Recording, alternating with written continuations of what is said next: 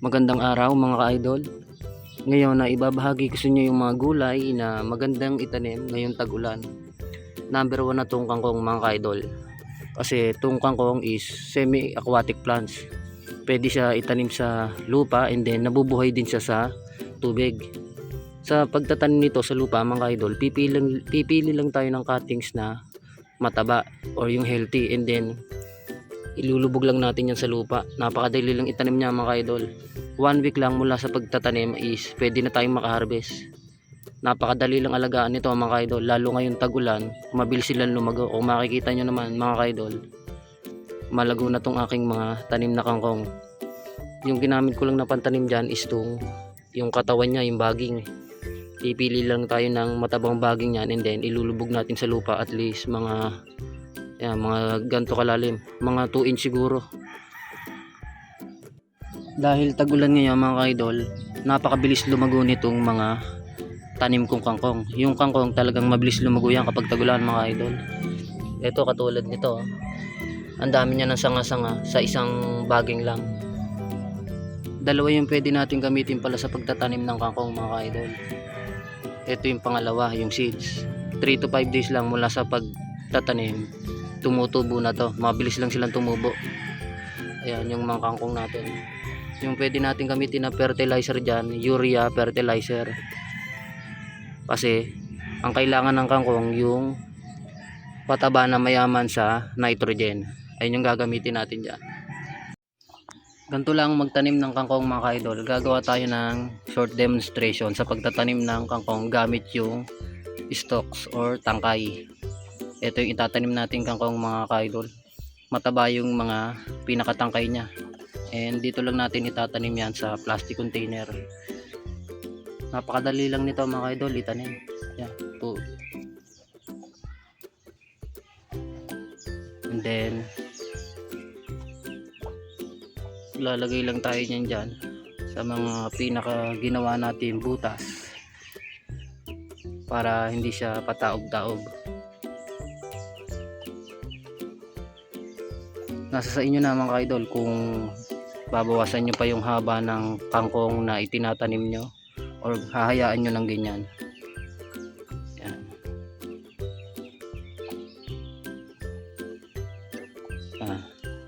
Ganyan lang kasimple sa pagtatanim ng kangkong mga idol. Napakadali lang. Aanuhan nyo lang ng lupa yung pinaka butas and then okay na. Tsaka natin didiligan. Pwede kung mas maraming tangkay ng kangkong, mas marami tayong may tatanim mga idol. Ito pa lang kasi yung available na pantanim ko ngayon. Yan, okay na yan. Ganun lang kadali magtanim ng kangkong sa plastic container. And syempre mga idol, yung isa pang magandang itanim na gulay ngayong tag-ulan ay itong gabi or taro. Isa rin to sa pinakamagandang itanim ngayong tag-ulan mga idol, kasi ang pagtatanim nito, itinatanim siya malapit sa mga patubig. Yung iba talagang pinapatubigan pa tong gabi. Napakadali nitong itanim mga idol. Yan, halimbawa ito mga idol, puputulin lang natin yan dyan. Yung mga isang dangkal lang iiwan natin mula dun sa pinaka-stem. Then pwede na nating itanim ulit yon. Or kaya yung pinakalaman yan. Naglalaman din kasi yung gabi mga idol. Make sure lang natin mga ka-idol na yung pagtataniman natin ng gabi is naaarawan din.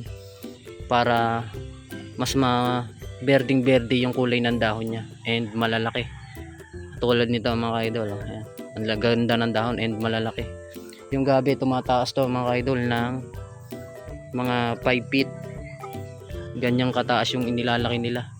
And pwede rin natin lagyan ng pataba to mga idol ng complete fertilizer para mas tumaas pa at gumanda yung mga dahon niya. Ang kagandahan dyan mga idol sa pagtatanim ng gabi, walang sayang dyan mga idol. Yung tangkay, yung katawan, yung dahon, pati yung takway niya and yung laman, pwede nating pagkakitaan yon or ibenta. Mabili rin yan mga idol. And then ngayon, gagawa naman tayo ng short demonstration sa pagtatanim nitong alugbate. Pwede nating itanim to sa ground or maganda direct mismo sa lupa. And then sa mga plastic container or sa sako. Pwede siya. Kaya ngayon mga idol, sisimulan na natin ang pagtatanim. may prepare tayong hole dyan mga kaidol. Dyan natin itatanim yung tangkay ng alukbate. Sa pagtatanim pala nito mga kaidol ng alukbate, pipili lang tayo ng matabang baging niya, and then ayun yung itatanim natin. Matabang baging and medyo magulang na katulad nito. Ayun yung dahon niya mga kaidol, malalaki. Simulan na natin. Siguraduhin nyo na hindi baliktad yung pagtatanim niya mga kaidol.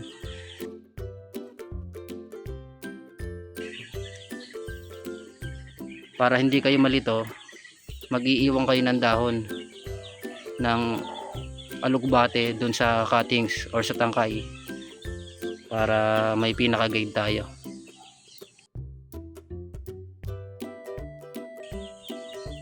Ito, paganto. Simple lang naman ang pagtatanim nito mga ka-idol. And napakadali lang niya din buhayin. Napakagandang itanim ngayong tag-ulan. Yan. Ganyan lang mga ka-idol. And then syempre mga ka-idol, aanhin muna natin yung mga lupa para matabunan yung pinaka mga tangkay nila na sa ginawa natin butas. Mas maganda mga ka-idol, mas malaki yung gagamitin natin na plastic container, or kaya naman pwede na natin i-direct sa lupa. And then syempre after itanim, kailangan natin na diligan yan. Dahil tag-ulan ngayon mga ka-idol, mabilis na tumubo itong, mabilis mabubuhay itong itinatanim natin na mga gulay. Yan. Okay na yan mga ka-idol. Hihintayin na lang natin siya na mabuhay ng tuluyan. Ganun lang kasimple at ganun lang kadali.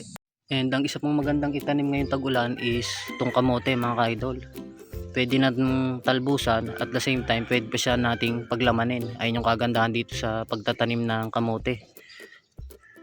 Napakabilis nitong itanim mga ka-idol at napakabilis din nilang mabuhay. Kung mapapansin nyo mga ka-idol, yung mga baging niya, yung katawan niya is inuugatan na kasi tag-ulan ngayon, napakabilis nilang lumago at mabuhay nga. Sa pagtatanim nito mga ka-idol, kukuha lang tayo ng matabang baging, ayan, katulad nito. And dapat maganda, mahaba yung kukuhanin natin na baging. Ayun yung itatanim natin. Kalahatian ng baging yung ilulubog natin sa lupa para mas maraming tumubo na suloy kapag kalahati yung nakalubog sa lupa. And mga ka-idol, kailangan natin tandaan na yung pagtatanim nito dapat nasisikatan ng araw, lalong lalo na sa umaga kasi kailangan nila yon. And pwede rin natin gamitan ng fertilizer yan mga ka-idol para mas mabilis silang lumago at dumami. Ayun yung kagandahan dito mga ka-idol. And mga ka-idol, ang isa pang magandang itanim ngayong tag-ulan na gulay is tong sili. Sa pagtatanim ng sili mga ka-idol, pwede nating gamitin yung mga sarili nating binhi or pwede rin naman tayong bumili ng mga buto nito sa online. Mula sa pagpupunla ay within 10 days lang mga ka-idol, nagsisimula ng magtubuan yung mga ipinupunla natin buto ng sili. Napakabilis lumaki ng sili mga ka-idol. Base sa experience ko sa pagtatanim nito, lalo kapag tag-ulan, mabilis silang lumago at lumaki. Habang lumalaki ang ating mga tanim na sili mga ka-idol, ay kailangan natin maibigay yung mga pataba na kinakailangan nila para makapamunga sila ng tuloy-tuloy at marami. 2.5 months lang mga ka-idol mula sa pagtatanim or pagpupunla ay pwede na tayong makaharvest ng bunga nito ng pakonti-konti. And make sure din natin na yung spot or location na pagtataniman natin ng sili ay naaarawan at least 6 to 8 hours mga ka-idol. So yun lang muna mga ka-idol. Thanks for watching.